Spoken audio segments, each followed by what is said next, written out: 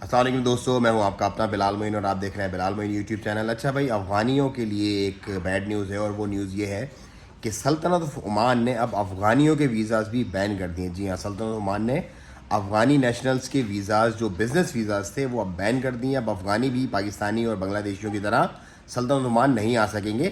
اچھا، میں آپ کو کلیئر کرتا چلوں کہ افغانیوں کے جو وزٹ ویزاز تھے اور جو ورکر ویزاز تھے، جو لیبرر ویزاز تھے، وہ پہلے ہی بین تھے۔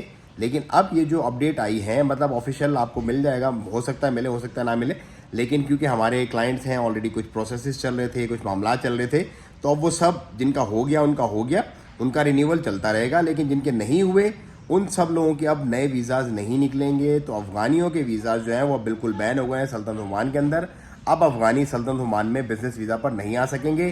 یہ ویڈیو آپ نے زیادہ سے زیادہ لوگوں سے شیئر کرنی ہے، کیونکہ کچھ ایجنٹس ہماری اطلاعات کے مطابق ابھی بھی لوگوں کو جھوٹ بول کے ان سے جو ہے وہ پیمنٹس وغیرہ لے رہے ہیں، اور ان کو بول رہے ہیں نہیں جی کوئی مسئلہ نہیں ہے جی، ہو جائے گا جی، کر لیں گے جی۔ تو افغانی کوئی بھی اب سلطنت عمان نہیں آ سکتا۔